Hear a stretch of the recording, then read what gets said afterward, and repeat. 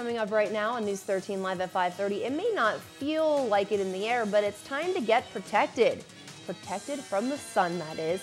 Although the rays might not feel hot, the sunshine is beating down on your skin. And now it's time to cover up, and we get some advice from a professional on how to protect your skin. From the Samsung Production Studios in the heart of Hazleton, Pennsylvania, it's your News 13. Hey everyone, thanks for staying with us tonight. I'm Kristen Bazinski. Well, when we think of sunscreen, many think of laying on the beach or by the pool, putting it on under the hot sun. But the truth is, sunscreen should be worn every day. Considering people of all skin colors can get skin cancer, that little bottle may be more important than you think. The sun emits harmful UV rays every day, all year long, so even on cloudy days, harmful UV rays can penetrate your skin. In fact, on a cloudy day, up to 80% of the sun's UV rays can pass through the clouds. And even more shocking, snow and sand increase the need for sunscreen. And if you don't believe me, let the expert tell you. Yes, especially individuals who are fair-skinned. Again, those individuals who have blonde hair, who have blue eyes, who freckle. You have to realize that every sun exposure, whether it's this time of year or in the middle of summer, you're getting ultraviolet light. And the more ultraviolet light you get, the worse off your skin's going to be. Of course, in the middle of summer, the ultraviolet light is that much more intense. But again, if you're prone to skin cancer, or if you have a family history of skin cancer, or if you really don't tan, but you do burn, yeah, by all means, you want to wear sunscreen. Dr. Schleicher also tells us the higher the number on your SPF, the higher amount of protection you'll get. And the price may also increase, but if you are at risk, the higher the better. So even though you may not be laying on a beach chair anytime soon, protect the skin you're in today. Let's head outside and check in with Mother Nature to see if sunscreen will be needed in the next 4 days ahead. And we do so with the help of a creative condition from Marco Rosario, a second grader in Mrs. Cheslock and Mrs. Smith's class. We have asked local school students to help us report the forecast by creating the conditions. Each entry we receive and feature on the air, the artist will in return receive a movie pass to check out a flick at Regal Cinemas. Marco takes us on a ride with Thomas the Train on this bright sunny day. Unfortunately, the sun could be hidden by some rain clouds starting tonight. Mostly cloudy skies for the rest of your Tuesday. We do see a chance of some sprinkles coming along, and the temp dips to 46 degrees. Your 4-day outlook goes like this. We need to get through Wednesday where we do see some clouds and some rain is a possibility. 60 will be our high. We're dipping down to 30. It's going to be a chilly Thursday, but the sun will be shining. 47, 30 for your low. Friday and Saturday, sunny skies. 53 Friday, 60 on your Saturday, and the temp dips to 36 Friday night and Saturday. We are down to 38 degrees. Your forecast tonight brought to you by the Lazy Dog Salon, Dog and Cat Grooming on North Broad Street in West Hazleton. Call 459-0310 to make an appointment for your furry friend. And also Yevik's Detail Plus Auto Center at 11th Street and North Church Street between Laurel and Church Streets by appointment only. Call 450-0959 or 956-0251. Now's the time to get that car squeaky clean in time for the summer. Well, we're only a few days away from Easter, and that means many are preparing to fill their bellies with delicious food, like traditional choices, including Easter pies. And speaking of, it was delivery day for some delicious pies prepared with love by the talented bakers at Community Services for Sight. News 13 stopping by the nonprofit's office in Hazleton to see the pies being made from scratch. This is the second year these pies are being sold to raise money for the organization, and it's safe to say they'll keep them coming year after year, considering that sales have already increased since the first year. Now, these pies are not your typical sweet tooth treat. The ingredients in the Easter pies are eggs, sausage, ham, and 3 different types of cheese. And they were just about ready for anxious customers to take home and enjoy with their families on Easter Sunday. All the money made goes directly to help with the services provided by Community Services for Sight to support those who are blind and visually impaired in and around Greater Hazleton. Unfortunately, it's too late to get your hands on these pies, but you can look out for them next Easter season. The Easter celebrations will continue throughout the weekend, and there are plenty of eggs to be found all around Greater Hazleton. An extravagant hunt is set for this Saturday at 1 in the borough of Freeland. Families and children are invited to the town square located at Center and South Streets. The hunt for those eggs will begin at 1 o'clock in the afternoon, so bring your basket and get ready to fill it with tons of goodies. The Easter Bunny has a busy weekend ahead of him as he hops down his trail and stops in Schuylkill County, where he's hidden some eggs for the kiddos of Tamaqua to find at the 7th annual Easter egg hunt at Depot Square Park. This Saturday, April 7th, toddlers through age 9 are welcome to hunt eggs and fill their baskets starting at 10 a.m. For more information, you can call the Chamber office at 668-1880. A large happy birthday is in order today. Did you know that today marked the birth of Hazleton as a borough in Pennsylvania? Although it was not established as a city until December 4th of 1891, the 161-year-old borough has seen its ups and its downs, as well as many historic moments. News 13 decided to take a walk down memory lane with Mayor Joe Yanuzzi, who has lived here all his life. What I've seen over my lifetime was major changes. I saw a vibrant city suffer some setbacks and a decrease in employment and population, and then I saw it rise again, not to the level it was, but it brought it back economically. It's down again. I guess in the 70s and 80s it started going down again, and now hopefully we're on our way back up. Some of our businesses are starting to thrive, and you can see the improvements that we're having, like Wyoming Street and Broad Street in the business community, and so we're hoping that this is another rise in the years. Although the look of Hazleton has changed and continues to change, Mayor Yanuzzi says Hazleton remains vibrant, which is a good thing. An interesting fact about the borough is that, well, the city now actually, it was intended to be spelled Hazelton, but a clerk misspelled the name during incorporation, and the spelling used today stuck ever since. So we say, happy birthday, Hazleton. Coming up on News 13, a composite drawing of the man troopers say sexually assaulted a teen inside a local mall's restroom has been released. We'll give you a look next. And later, residents of Freeland want more law enforcement on their streets, but more protection may mean more money, and it would come out of their pockets. We'll stop on the north side in a few. Stay with us.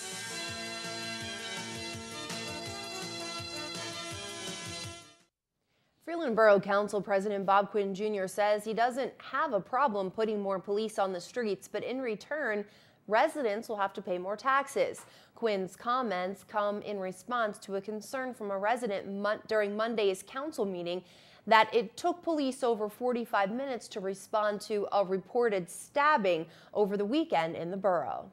My concern is, where is our protection? Where is our response to an incident with this happening or occurring, that our ambulance personnel can get into a scene and help an individual who is in need of medical treatment and medical care? The Pennsylvania State Police obviously was covering the area because we had no borough policemen that were on duty at the time. I don't know like where we start here and where it begins, but I mean, I'm just concerned. Freeland Police were unavailable to handle the call. State Police were held up on other calls, and Butler Township officers ended up handling the incident and clearing the way for emergency workers to treat the injured person. Now, witnesses said not only was there someone hurt who needed medical attention, but there was also an irate person involved who could have hurt someone else. But there were no police there to secure the scene. Now, Quinn said council, the mayor, and the chief of police will get together and talk about police coverage hours. But the people of Freeland should know that the force is being beefed up with the addition of more part-timers, and foot patrols are now in full swing. I've had at least 2-3 people come up to me who are in their 70s, 80s, who have lived here their whole life, and they said that's the first time in decades that they actually saw 2 officers on foot patrol at the same time, basically walking the beat. And they're happy to see that. When they're out there doing parking tickets, they're just not out there doing parking tickets. They see what's going on. They see suspicious people. And also, if there's drug dealers, which there are in town, we know there's drug dealers. Everybody knows, every community has them. To see that officer out there on foot patrol, it might be a deterrence. Now, Quinn says foot patrols will continue throughout the summer season, and in addition, Officer Matt Williams, who has been out since being involved in an accident while on duty, will be back on the force soon. Quinn also talked about a grievance filed by a former police officer, Scott Mikoleshko, who was fired from his position with the borough. Mikoleshko felt he was terminated without cause. Council did not accept that grievance and also denied Mikoleshko's request to keep his custom-fit bulletproof vest that the borough paid for. News 13 has your first look at a composite drawing of the man troopers say sexually assaulted a teen inside a bathroom stall at a local mall. We first told you about this scary incident Monday night, and tonight the search continues for this man who troopers say assaulted the 16-year-old Pottsville girl in a restroom at the Schuylkill Mall. It happened around 6:30 Saturday night. Police said the girl described her attacker as a black man in his 20s, between 5 foot 10 inches to 6 feet tall, with a thin build and a thin oblong face with brown eyes. He was wearing a gray or black zip-up hoodie and dark jeans or black pants. Police said her description of the man was similar in another assault on March 8th in the same restroom. Anyone who has information helpful to police is asked to contact them confidentially, 874-5300. Coming up on News 13, we'll head over to Valley Elementary School, where some little scientists showed off their awesome projects. But first, our Erica Aponte talks with some actors who gave the students of Holy Family Academy a performance about our state of Pennsylvania and its founder, William Penn. Plus sports next. Stay with us.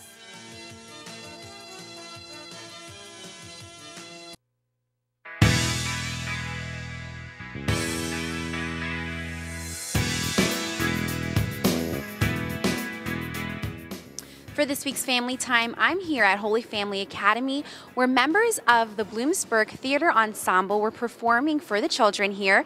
Right behind me here, we have their printing press, and I'm here with 2 of the members, Dan and Caddy, and they're here to tell us a little bit about their performance. So, Dan, can you tell me, a little bit about the performance that you had here today for the children? Well, our show is called William's Penn's Pals. And it's a tour that we take around to Pennsylvania and to schools and perform for kids K through 8. And this is your first stop here, right? It is the first stop, yes. We have about 80 performances booked already all over Pennsylvania. So why stop here first? What brought you here first? Well, I guess it's just the way it worked out. We have somebody that schedules all of our shows, and this just ended up being the first one. So it's a really interactive play, and the kids were getting up with you guys, putting the hats on, and things like that. So why perform with these children?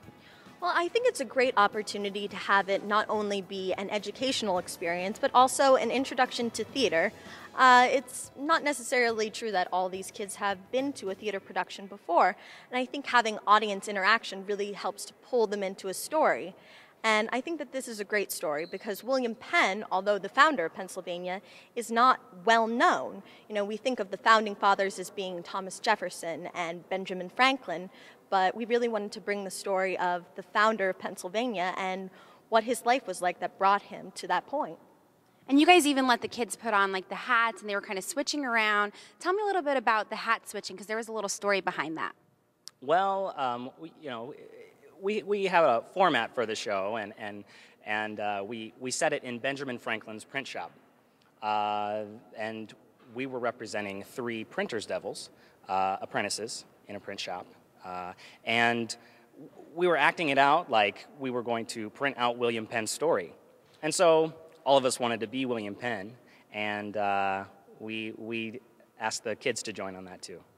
That's awesome. And for this week's Family Time, I'm Erica Ponte, and I'll send it back to you in the studio. All right, thanks so much, Erica, and to all the kiddos at HFA. Well, how would you like to try some homemade body glitter or figure out your dog's favorite color? Maybe you want to make your own butter. These are just some of the awesome science experiments students created at the Valley Elementary Middle School Monday night for the annual science fair. News 13 stopped by to talk with second grade teacher Mrs. Zimonis and her students to see what they created. I'd love to introduce a couple of my students. Could I do that? And students, would you like to tell me, say your first and last name and tell them what your project is? Okay, let's start off. Your name? Alyssa Rose Mazurkevich. Nice I'm and loud. doing homemade body glitter. Homemade what? Body glitter. Oh, awesome. And Leanne Bereznik? What is my dog's favorite color? What is your dog's favorite color? That's a great project. Jaden, face the camera. Jaden, this is Jaden, and what project did you do, Jaden? I did Bubbling Wizard's Brew. Cool. What do you have to do with that? Once you put in the baking soda, it really bubbles up. Oh, Add more, awesome. it bubbles more. And you did it with your little brother, right? Yep, my brother Tegan. Great. And who's his teacher? His teacher is Mrs. Shershin in kindergarten. Kindergarten. And Connor Wolf, tell us about your science project. Mine is making butter. And who did you do it with? My sister. And what's her name? Shelby. And Wolf. what grade is she in? 5th grade. Awesome. And this is Ashton. Ashton, tell us about your project. Bobbing raisins. Bobbing raisins. And did you do it with anybody? Mm-hmm. Who did you do it with? My brother. Your brother? And what's your brother's name? Christopher. And what grade's he in?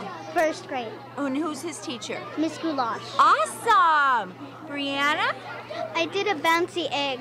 A bouncing egg. And did you do it by yourself or in a group? I did it with my 2 cousins. Your 2 cousins. And they go to this school also? And what are their names? Becky, Sarah, and Becky Kovian. And what grade are they in? Becky's in 7th and Sarah's in 5th. Wow. And last but not least, we have Emily here. Emily, what kind of project did you do? I made a project Look at the camera.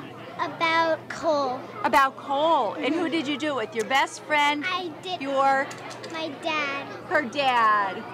That is so great, guys. And I have my camera here, too, and I'm going to go around and take lots of nice pictures for you, okay? And those are definitely some creative science projects from all of us here at News 13. Great job to all of the kiddos at Valley.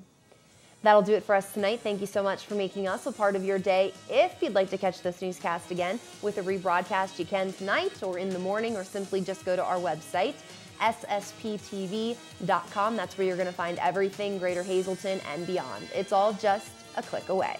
On behalf of your News 13 team, be safe. We'll see you right back here on Wednesday, same place, same time. Good night.